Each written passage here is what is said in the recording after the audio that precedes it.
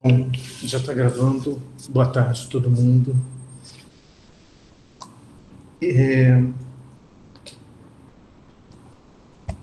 Vocês viram, eu coloquei duas coisas lá no Google Classroom. Eu coloquei a tese da Gabriela Mota, eu me referi à tese da última vez. É um trabalho de muita qualidade. Então, eu disponibilizei a tese para vocês. E, e eu deixei também. Eu fiquei ontem à tarde, passei horas escaneando esse livro, que é o primeiro livro do Nelson Félix, que é um livro de 1998, né?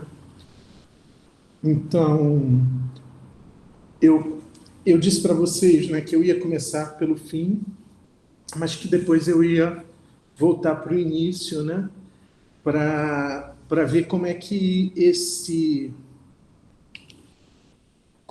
desenho no mundo todo, né? Como é que essa cosmografia, como é que ela foi se construindo ao longo de 35 anos, né? Então, é um trabalho aí de pelo menos 35 anos desse artista e então vou continuar esse itinerário hoje, tá? Mas provavelmente já a partir de hoje a gente vai começar a trabalhar com esse primeiro livro. Eu queria dizer algumas palavras, né? Nas duas primeiras aulas, né, eu vi que algumas pessoas fizeram um esforço totalmente natural, né, de tentar localizar as questões que eu estou propondo dentro de outros exemplos da história da filosofia, né, inclusive alguns mais recentes, uns um pouco mais afastados, né, desde Derrida até o romantismo, né, alemão e tal. Eu acho que, na verdade, o que eu estou propondo aqui é tentar. É claro que eu tenho referenciais teóricos também, né? Por exemplo, quando eu faço referência ao Freud no texto, é um desses primeiros referenciais teóricos que apareceram, né? Eu falei também do Lacan, né? Eu fiz referência ao Seminário 20 do Lacan. É claro que eu também tenho referenciais teóricos, mas a proposta que eu estou fazendo é que a gente tente construir alguma coisa a partir da própria obra do Nelson, através de um percurso o mais demorado possível do próprio trabalho, tentando entender cada um dos trabalhos e as relações que os trabalhos estabelecem uns com os outros, né? Refazendo esse percurso e através desse refazer do percurso do artista, nos colocarmos em condições de, então, estabelecer um diálogo com a obra desse artista, né? Então, a minha aposta é que a própria travessia dessa construção vai nos, vai nos trazer uma leitura, né, desses trabalhos, né? Então, claro que esse curso está sendo dado por uma turma de filosofia, prioritariamente, né? Embora haja alunos e alunas de outros cursos também aqui, como é natural, né? Nas disciplinas optativas do curso de filosofia, mas esse percurso dentro do trabalho, isso quer dizer, num primeiro momento, sem tentar localizar muito onde é que a gente pode localizar esse trabalho na história da filosofia ou na estética, né? Eu acho que essa tentativa de ir percorrendo os trabalhos, eu acho que a aposta é que isso é que vai nos trazer uma compreensão, uma leitura dos trabalhos, tá? Então, por isso que eu pretendo dedicar muito tempo aos trabalhos eles mesmos, tá? Sim, João, fala. Então, eu vou aproveitar que você citou a última aula, né, que eu, inclusive, não pude vir, eu peço desculpas, mas eu assisti a gravação, inclusive fiquei empolgadíssimo com a gravação, a aula foi incrível, mas você acabou de falar, né, para não fazer muito isso e tudo mais, eu vou quebrar essa sua primeira regra agora, desculpa. Não é regra. É só que teve uma fala de vocês, que foi até uma pergunta do... Ai, eu não lembro o nome dele, acho que é Roberto, ou é alguma coisa assim. Eu já tive algumas aulas com ele, inclusive. E você falou sobre a obra do Nelson, né? Ela não trazer algum conhecimento específico, né? O plano do Nelson é só colocar o espectador, né, a pessoa que está se encontrando com a obra dele, em relação a a essa relação com o cosmos, né? Botar ele em relação com o cosmos. Tem um pouco disso, né? Com a organização dos planetas e tudo mais. E enquanto vocês falavam sobre isso na aula, me lembrou uma passagem do Ion, né, de Platão, em que o Sócrates está falando o tempo inteiro, né, do conhecimento do Aedo, ele não ser um conhecimento verdadeiro porque ele não consegue passar através do Logos. E aí não ser um conhecimento verdadeiro, no caso, nessa ainda experiência até. O que me lembrou é que o trabalho do Nelson parece passar uma forma de conhecimento que a gente pode até chamar de mística, né?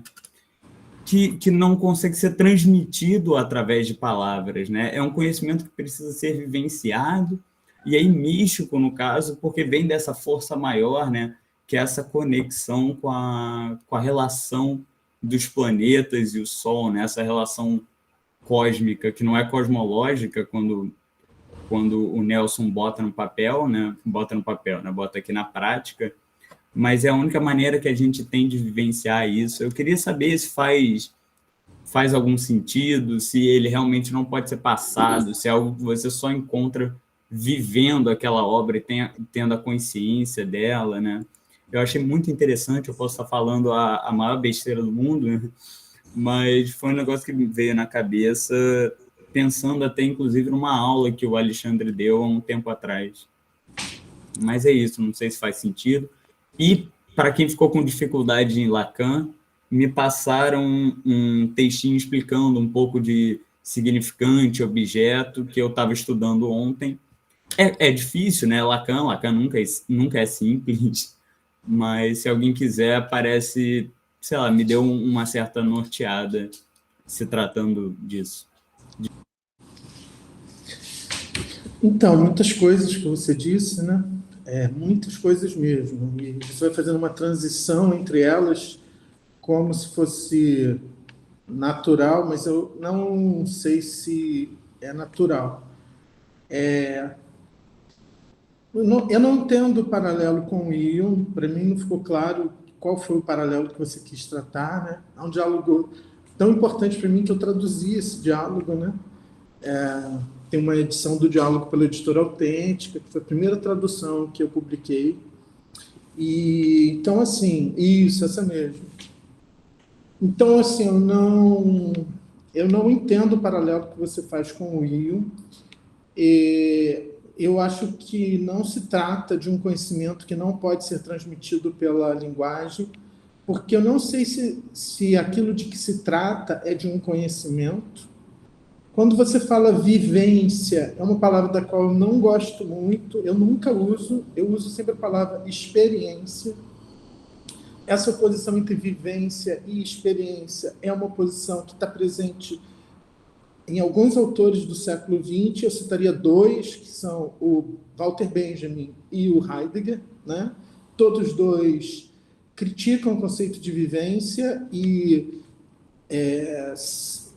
valorizam o conceito de experiência. Existe uma diferença, né? Eu acho que eu sempre tento falar quando eu falo em arte, eu sempre falo em experiência, não em vivência. Tem inclusive um livrinho organizado pelo Renato Rezende, e pela a Kiefer, que é professora lá da PUC do Rio de Janeiro, que se chama Experiência e Arte Contemporânea. Eu tenho até um textinho nesse livro, e é um texto que trata muito dessa questão, né, da experiência. Ana Kiefer, Renato Rezende, né, essa questão experiência e arte contemporânea. Né, eu não acho que experiência e vivência sejam coisas semelhantes, né? Então, esse é um outro ponto, né? Mas, vamos dizer, o que eu tentei falar um pouco, eu acho que eu reconheci no que você estava falando, algumas coisas das quais eu falei da outra vez, né? Porque eu acho que não se trata da transmissão de um conhecimento, né?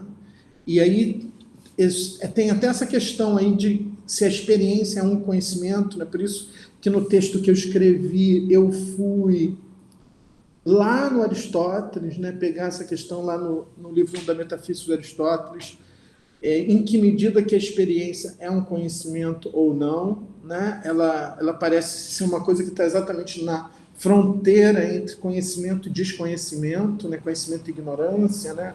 O Aristóteles, eu explorei muito isso no Aristóteles, né? Esse texto, se alguém tiver interesse, ele está na minha página lá no Academia, né? E então, assim, eu reconheço o que você falou no sentido de que quando porque, por exemplo, essa experiência que o artista propõe que esse espectador da obra faça é uma experiência que, em primeiro lugar, quem faz é o próprio artista, né? Então, para esse artista fazer uma obra, por exemplo, como o Nelson faz o grafite, né, que é uma obra sobre a qual eu já me referi algumas vezes e ainda vou me referir muitas vezes, né? Em primeiro lugar, porque ele faz esse trabalho porque ele está na experiência dessa inclinação da Terra em relação ao eixo do Sol, né? Inclusive, vou até passar aqui para o modo de apresentação de tela inteira.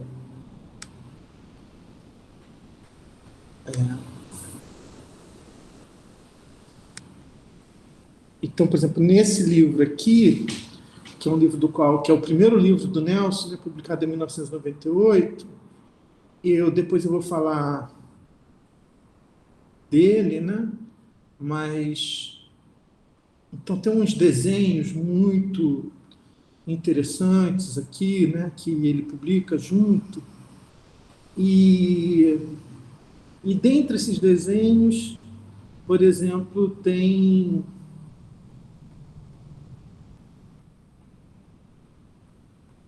esse desenho aqui, ó.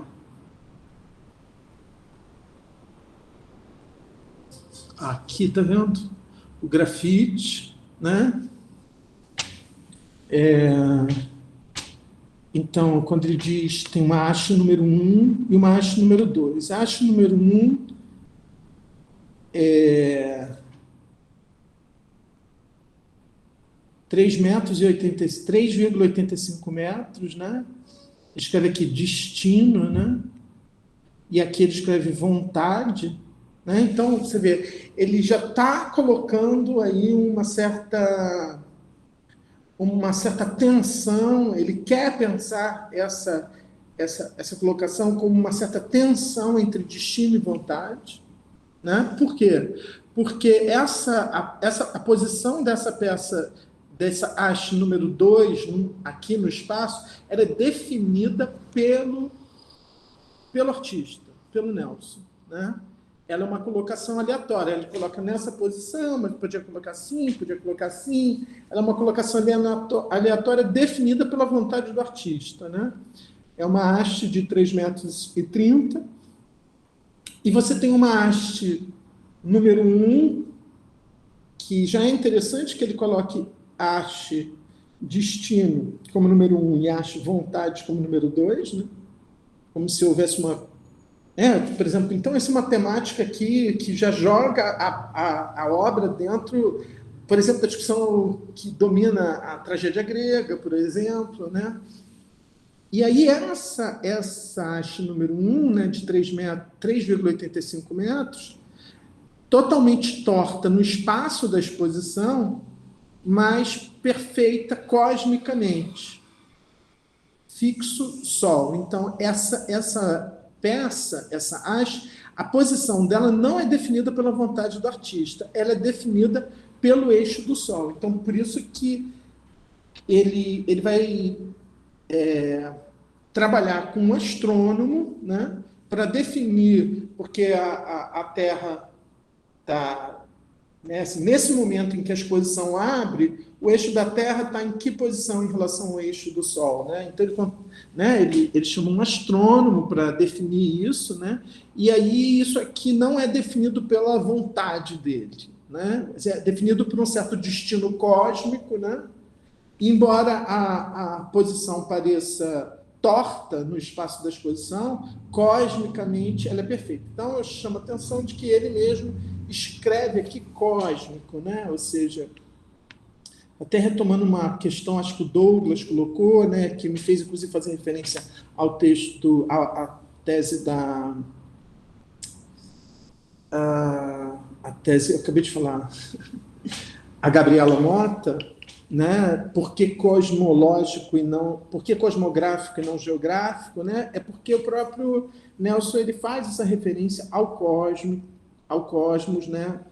Faz referências cósmicas, né? Então, esse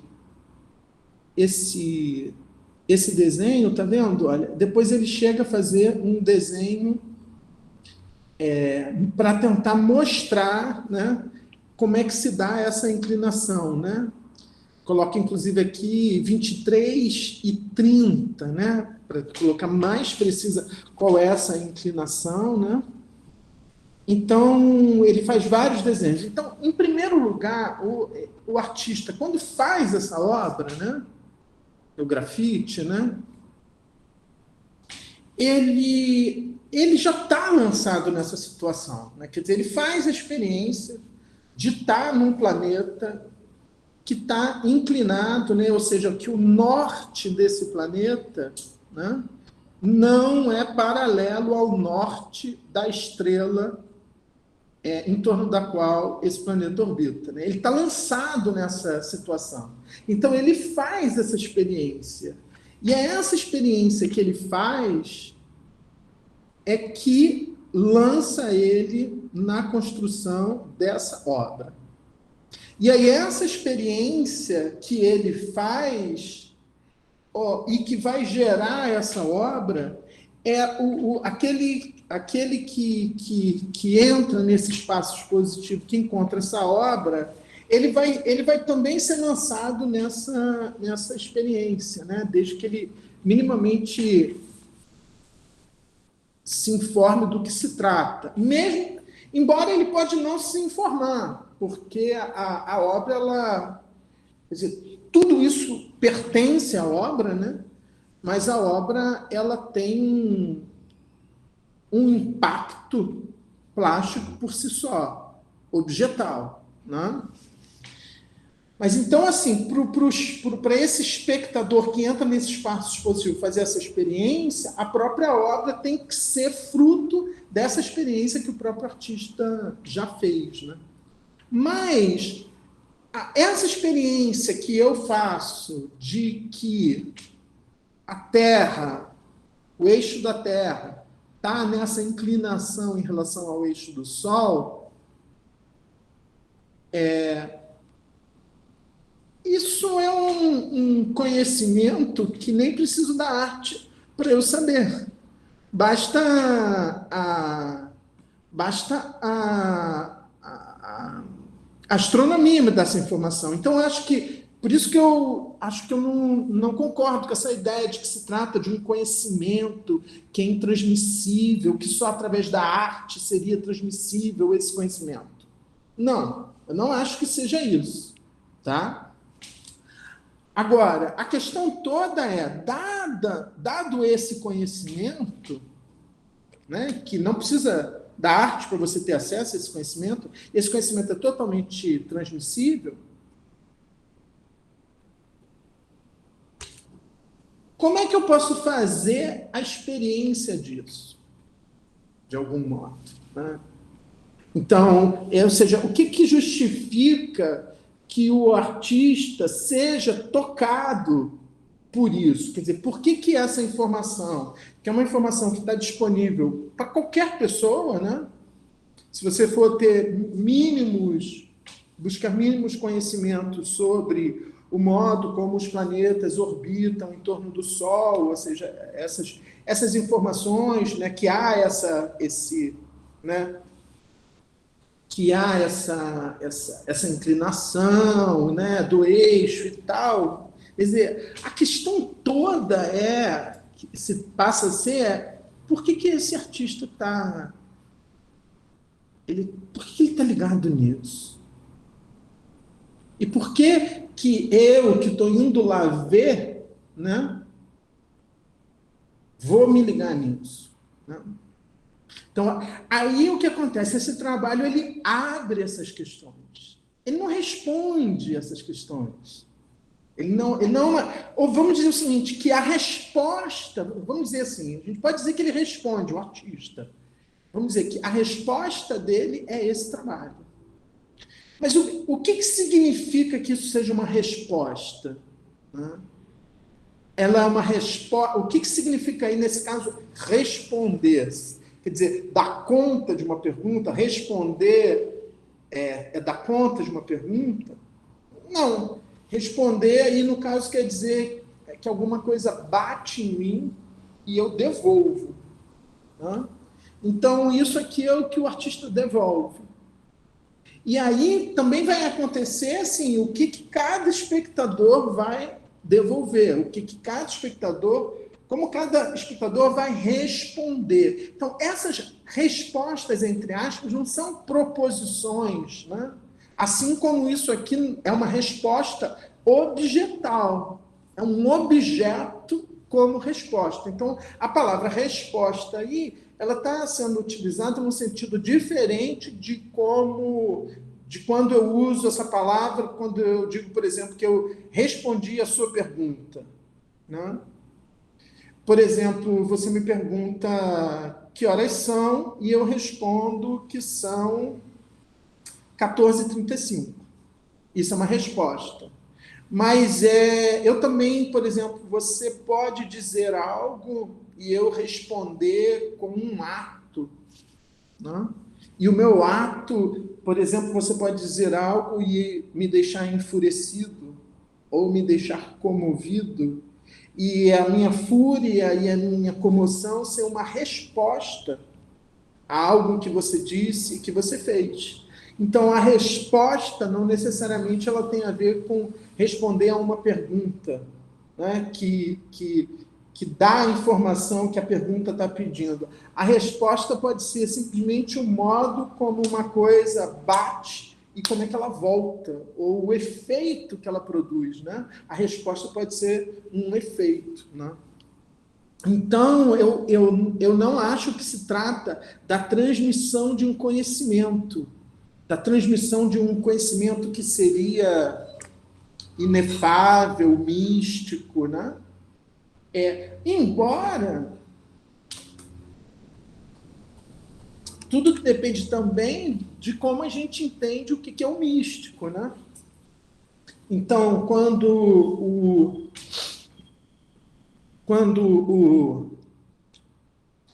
o Marcos Reis e o Celso Azar, né, meus colegas de departamento, organizaram um colóquio internacional aí na UF, né, lá na UF, sobre mística e linguagem, eu pedi a eles para participar, porque eu queria apresentar um trabalho sobre mística e linguagem no Agamben, né? Porque o tema da mística é um tema recorrente no Agamben. Só que o Agamben tem uma interpretação muito própria do que é o místico, né? Então, tudo depende também do que você está chamando de místico. Dependendo do que você está chamando de mística, eu posso até chamar esse trabalho de um trabalho místico. Mas, por exemplo, se místico tiver a ver com um conhecimento não transmissível, aí eu não acho que seja. Né? Aí eu não acho que seja. Então, eu teria que construir um outro conceito de místico para poder pensar isso, tá? Então, assim, só para começar assim, a responder um pouco provocado, resposta no sentido do tocado pela questão, pelas questões e pela tua fala, né?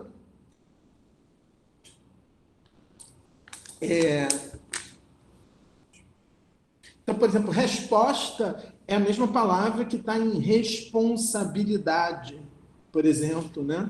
Então, por exemplo, quando eu digo responder pelos meus atos, a expressão responder pelos meus atos não quer dizer responder uma pergunta. Então, a própria palavra resposta ou responder, ela tem diferentes níveis de significação, né? Então, eu diria que esse objeto, ele é a resposta do artista a essa situação, tá? Mas não que essa situação seja uma pergunta, né? Então, aí a gente entra numa discussão que é uma discussão até sobre o que é arte, né? A arte é uma resposta, pretende responder perguntas, né? Então, que isso também tem a ver com a questão do significado dos objetos artísticos, né? Então, qual o significado aqui né? Então, também tem a ver, por exemplo, com a questão que uma outra aluna colocou sobre a questão do pensamento do artista, que a obra seria uma expressão do pensamento do artista. Não, eu acho que a obra... Sim, mas eu tenho que entender que o pensamento do artista é isso aqui, né? Então, eu acho que é esse pensamento que se expressa aqui, né? Enfim, só para começar, tá, João? Não, poxa, muito obrigado. É bom que dá um norte muito maior. Eu vou inclusive estudar mais. Se você não viu essa conexão no Ion, eu entendi errado o Ion, eu vou reestudá-lo. Não estou achando que você entendeu errado o Ion, não, porque no Ion existe de fato a questão do conhecimento. Uhum. O que eu questionei é o paralelo que você faz entre o Ion e isso que eu estou trabalhando aqui. Não, mas claro, é um caminho todo que eu tenho que estudar, inclusive, porque eu não sou grande conhecedor de estética. Não, mas eu também não sou conhecedor de estética, por isso que eu estou dando essa disciplina em Filosofia da Natureza 1 e não em Estética 1. Porque é exatamente uma proposta não estética de abordar um trabalho, né? Então, eu também não sou conhecedor de estética, eu não sou da área de estética, quer dizer, eu tenho uma relação muito forte com arte e com arte contemporânea, mas de trabalho, inclusive, atualmente, né? Mas não no sentido de estética, ao contrário, toda a minha produção sobre arte questionando uma perspectiva estética sobre a arte, tá? Eu acho que no Ion, de fato, existe essa questão do conhecimento. Por quê? Porque é a questão que interessa ao Sócrates, né? Então, é exatamente essa questão que o Sócrates endereça ao Ion. Porque o que ele quer saber, o Sócrates, é qual é o conhecimento que o poeta tem. E ele coloca essa pergunta para, em última instância, dizer que o poeta não tem conhecimento nenhum.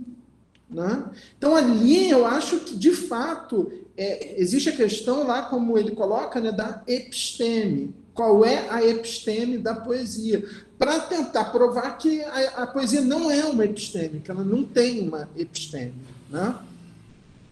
Mas, então, acho que ali faz sentido, e, sobretudo, faz sentido porque o diálogo está sendo conduzido pelo Sócrates. Né? O Ion está sendo interrogado pelo Sócrates, né?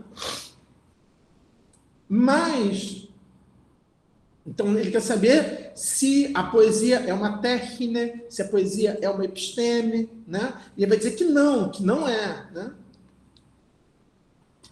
Ele vai dizer que é um saber inspirado, né? etc, etc, etc, né?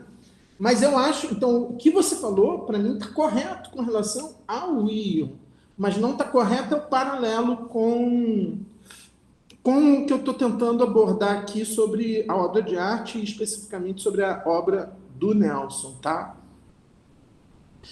Então, mas eu acho que, João, que talvez não é você estudar mais, talvez seja estudar menos, talvez seja estudar mais os desenhos, tentar entender, porque a gente fica o tempo todo se perguntando o que, que isso significa, o que, que isso significa. E, na verdade, eu acho que mais importante é a gente descobrir como é que essas obras se constroem, né? Então, por exemplo, nesse desenho que ele faz aqui, ele coloca uma coisa a qual me referi, né, que esse desenho,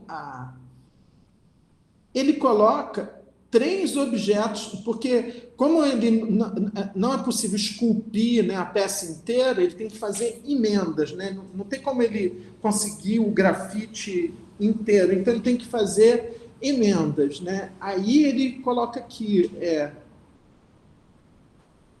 3 objetos nas emendas, né? Esses 3 objetos são Budas de mais ou menos 1 centímetro, né? São Budas de ouro que estão dentro do objeto, que não serão visíveis ao público, tá? E ele não diz que existem 3 Budas de ouro, ele só diz que a peça é constituída de grafite e ouro, tá? E ele coloca, mas ele diz que ele coloca o Buda porque o Buda é a imagem mais banal do homem voltado para o seu interior. Então, nada mais que seja um Buda que esteja no interior da peça. Depois a gente vai falar um pouco sobre isso, né, que essa noção de interioridade é uma noção muito importante para o Nelson. Ela é uma noção que ele aproxima da noção de espiritualidade. E existe uma estratégia, né, que está presente em vários trabalhos dele, né, mas que, por exemplo, está presente num dos projetos importantíssimos, que é o Gênesis, né, que o Gênesis ele é todo constituído a partir dessa operação de introduzir objetos no interior de outros objetos. E, portanto, assim, dotar esses objetos de uma interioridade, de uma espiritualidade. Eu vou falar sobre isso mais para frente. Eu acho que hoje eu não vou conseguir falar sobre isso, tá? Mas essa é uma informação que também está presente aqui nesse trabalho. E é por isso que esse trabalho do Nelson é um trabalho, além de ser um trabalho belíssimo, né? Ele é um trabalho que está cheio de operações características que vão estar presentes em vários trabalhos do Nelson, né? Porque é exatamente essa coisa de Quando eu tive o primeiro contato com a obra do Nelson, né, eu tive esse pensamento, né, de que havia um sistema. Embora essa palavra sistema ela seja muito problematizada, né, assim, sobretudo em função das críticas, que é uma palavra que ficou muito associada ao Hegel, né? E a partir das críticas que o Hegel sofre já com o Kierkegaard, né? Que começa a questionar o caráter sistemático da obra do Hegel, né? Mas outros autores no século XX, né? Filósofos da filosofia francesa do século XX também criticaram muito essa questão. A noção de sistema ela ficou muito mal vista, né? Mas, para mim, quando eu uso essa ideia de sistema, né, no caso da obra do Nelson, é essa ideia de que meio que todos os trabalhos fazem parte de uma totalidade, não uma totalidade fechada, né, uma totalidade aberta, mas que existe um remetimento dos trabalhos, eles remetem uns aos outros, né? Então, esse trabalho aqui, o procedimento característico da construção desse trabalho, ele vai estar presente em vários outros trabalhos. Então, a inclinação da Terra, do eixo da Terra em relação ao eixo do Sol, vai estar presente em outros trabalhos, mas também os pequenos Budas vão estar presentes em vários outros trabalhos do Nelson, né? O próprio nome Buda que ele escolhe, né, para nomear o grande Buda, né, que é um trabalho muito importante do Nelson, né, que também nasce a ideia dele mais ou menos no mesmo trabalho que nasce esse aqui, né? E essa ideia de você introduzir pequenos objetos, inclusive Budas, no interior de outros objetos, né?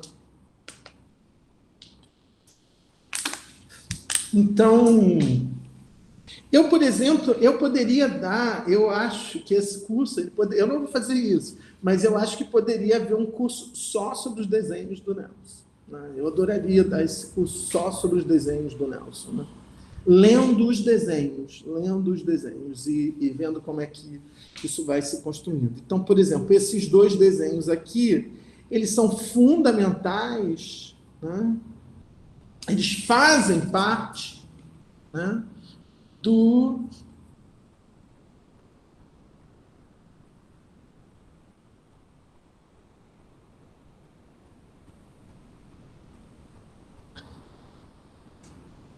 Isso aqui...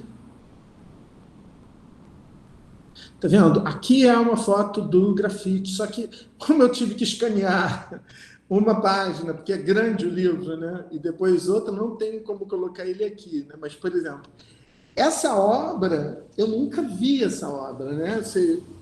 Acho que o dia que eu vir essa obra, eu vou chorar, entendeu? Por quê? Porque é uma obra que foi comprada por colecionador, né? Então ela não está exposta em nenhum lugar.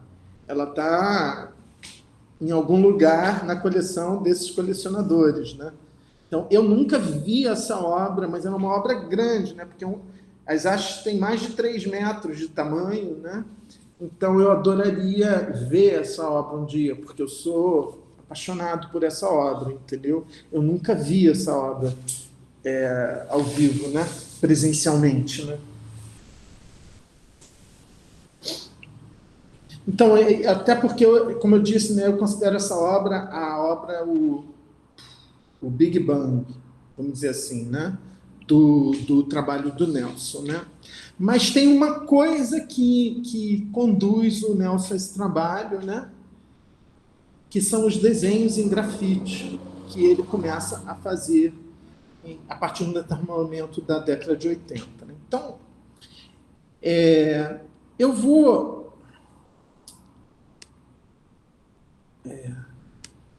Então, eu estava, da outra vez, lendo, né?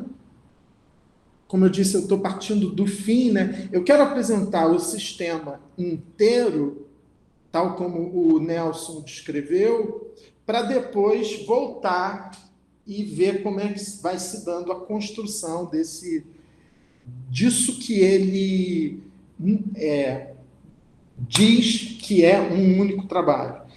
E esse ato de dizer que é um único trabalho, esse ato, ele dá um nome para esse ato, que é o berceuse, né? Que é esse nome, essa palavra francesa, né? Da língua francesa, que é um nome que ele usa e que vários compositores, né, eruditos usaram para nomear canções, né? Como se fosse uma canção de ninar, né? Sim, alguém, Lorraine, o nome do quê? O nome do ato?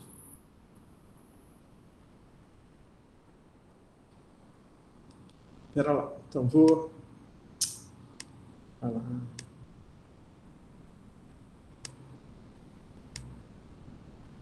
Instante só.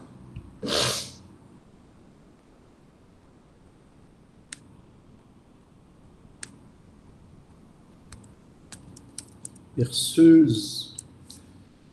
Berceuse, eu me refiro a isso, tá? No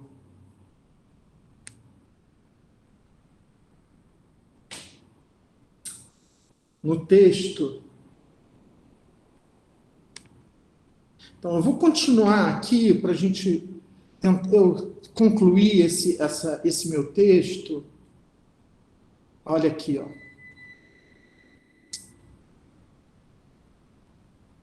Então, eu construí eu estava tentando construir um conceito de grafia, né? a partir do verbo grego grafo, né, do verbo grego grafém, né? Faço isso no início dessa resenha que eu fiz. Essa resenha é uma resenha desse livro que se chama Nelson Félix, Berceuse. Então, essa aqui que é a palavra, tá, Lorraine? Que você perguntou, mas o título do livro não é Berceuse, né? O título do livro é Nelson Félix, Berceuse, por nada. Então, eu estava só explicando que Berceuse, pular aqui, né? Berceuse, podemos ler em um dos desenhos publicados no livro, é o ato que torna circular o trabalho. Berceuse, portanto, não é o título do livro. Berceuse também não é o título da soma de todos esses trabalhos. Não? O título do livro é Nelson Félix Berceuse. Aí eu botei, teremos que pensar mais tarde esses enigmáticos 2 pontos do título. Porque o título é Nelson Félix, Berceuse. Berceuse é o nome de um ato do artista, aquele que torna circular o trabalho. Não? Então, e Berceuse é tipo uma forma musical, do mesmo modo como você tem Hacking, né? Então, vários compositores eruditos europeus compuseram uma Berceuse, tá? E o Nelson pega essa palavra e então, assim, eu vou chegar lá, tá?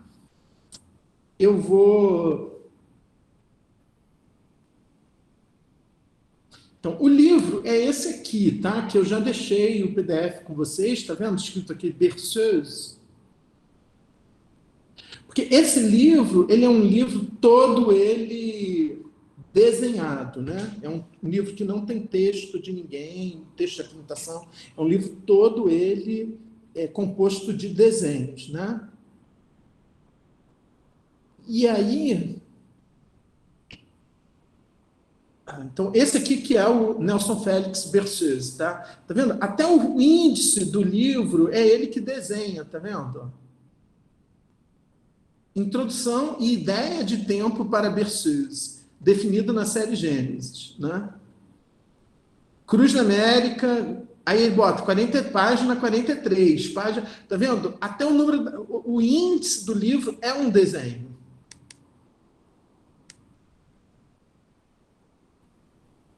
Então, é um livro todo ele desenhado. Então, é esse livro aqui, desculpe, que é o livro publicado pela Martins Fontes, tá? Que tem fotos dos trabalhos, né? Alguns trabalhos são eles mesmos fotos, né? Então, é esse livro que ele lança no final de 2020, tá?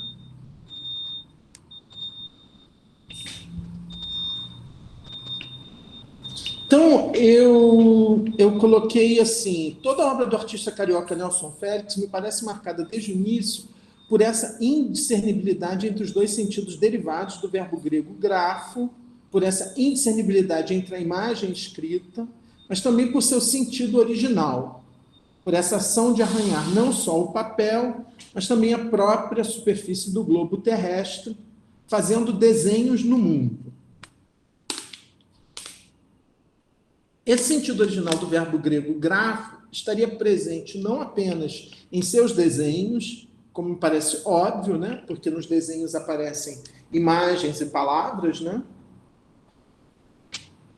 Só que a palavra ali é um desenho, né? Faz parte de um desenho, né? Mas também em suas esculturas e ações ditas escultóricas, mas que poderíamos também pensar como ações gráficas, no sentido dessa grafia, né?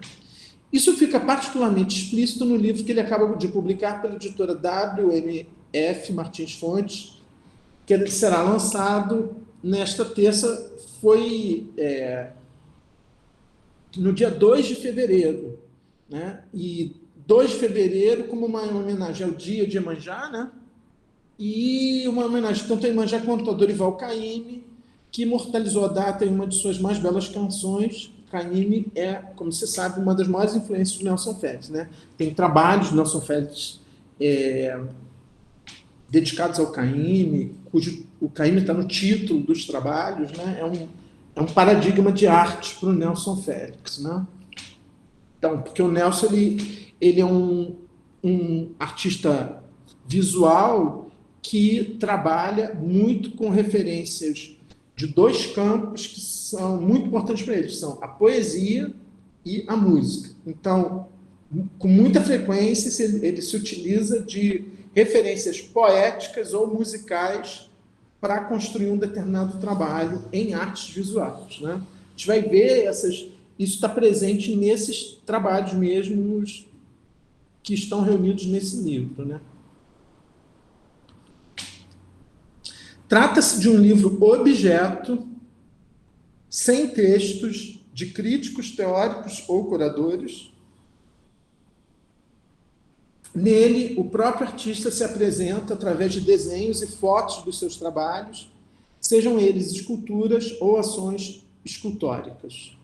O livro é, portanto, tanto um livro quanto uma obra de arte, e reatualiza, nesse sentido, mais uma vez, aquela mesma indiscernibilidade entre escrita e desenho. Então, esse livro, ele é livro, mas ele também é objeto, ele também é obra de arte. Então, nele mesmo, ele é uma relação de indiscernibilidade entre escrita e arte, entre escrita e desenho, né? Assim como o inconsciente, é com imagens que Nelson Félix escreve seu livro, né? Então, Freud diz isso, que o sonho é uma Bilderschrift. Então, o livro do Nelson também é uma Bilderschrift, né? Uma escrita com imagem, né? Uma escrita com desenhos. Então, ele escreve esse livro. Esse livro, o Nelson Félix Verseuse, é um livro que o Nelson escreveu. Só que ele escreveu esse livro nesse sentido do verbo grego grafo, né? Ele escreve com desenhos, de tal modo que as palavras que aparecem ali são desenhos. Elas constituem os desenhos. Então, é tanto uma série de desenhos quanto um objeto escultórico. Então, você pode pensar que o livro é uma escultura, tá? Mas é também uma narrativa que conta uma história. A história de como esses desenhos, ações e esculturas foram gravando no mundo ao longo de muitos anos, né? Mais de 30 anos. Um único trabalho que o artista pode agora finalmente apresentar como um único gesto. Um desenho no mundo, uma cosmografia. Tá? Comecemos pelos desenhos, pois se trata de um livro todo ele desenhado, até mesmo a capa, a dedicatória, o índice ou os índices são desenhos. A única exceção são as fotografias e os créditos das fotografias escritos em letras tipográficas. Sempre que fala de seus desenhos, Nelson diz que desenhar é o modo como ele pensa, eu já tinha me referido a isso na aula passada, né? Que o pensamento de seus trabalhos se realiza sempre na forma de desenhos. Quando esteve em Paris entre 2017 e 2018, por um período de 6 meses, para pensar o trabalho que ele apresentaria na 33ª Bienal de São Paulo, o trabalho se chamou Esquizofrenia da Forma e do Êxtase, né? E esse trabalho é o último trabalho que aparece no livro, né?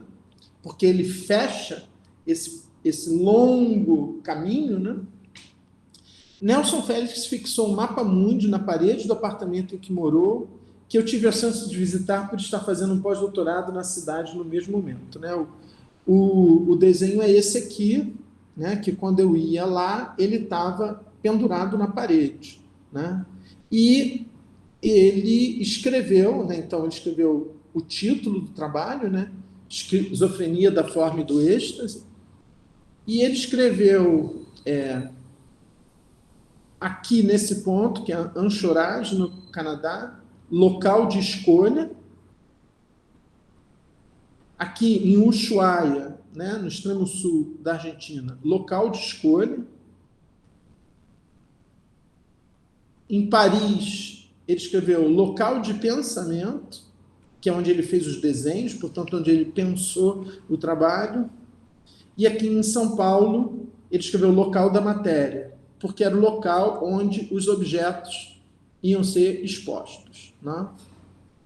Então, esse desenho que eu vi lá, pendurado na parede.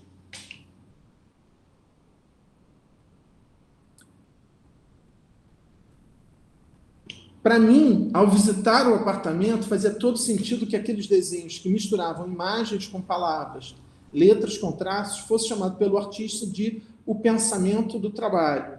E que aquele local de pensamento, né, em Paris, esse apartamento, fosse de fato um local de desenho. Ao ver os desenhos, imediatamente pensei no que Freud chamou de pensamento do sonho ou de pensamento inconsciente. Pois os desenhos, como os rebus dos sonhos, misturavam indiscriminadamente imagens e palavras. O pensamento da obra de Nelson é um pensamento gráfico, naquele sentido original do verbo grego grafo, a que nos referimos acima. Tanto desenho quanto escrita, tanto imagem quanto letra, quanto palavra.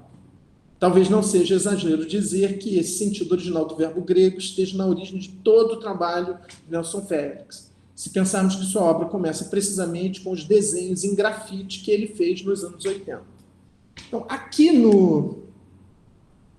nesse livro, tem umas imagens mais...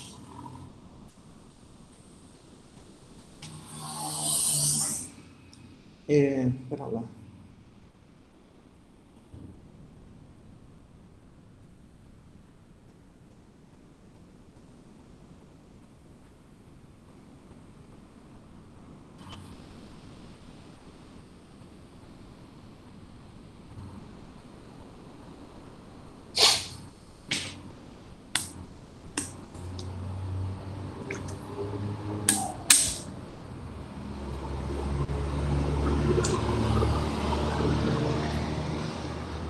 Espera lá, gente.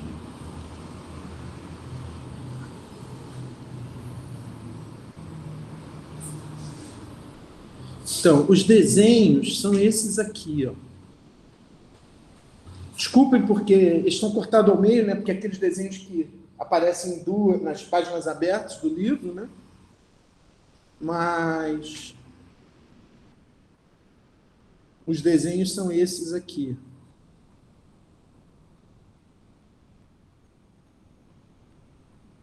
Vocês agora têm acesso a esse PDF, né, que eu coloquei lá.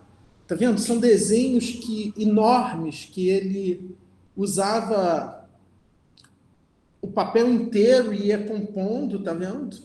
E começa também a misturar isso com algumas esculturas em grafite, né? Isso aqui são esculturas em grafite. Então, eu tenho o grafite esculpido no chão, mas eu tenho o grafite também desenho. Então, isso já gera o quê? Isso já gera que essa passagem do desenho para a escultura, né? Das 2 dimensões para as 3 dimensões, ela se dá através do grafite, né? Então, esses desenhos que ele começa a fazer, eles surgem por várias razões, né? Então, eu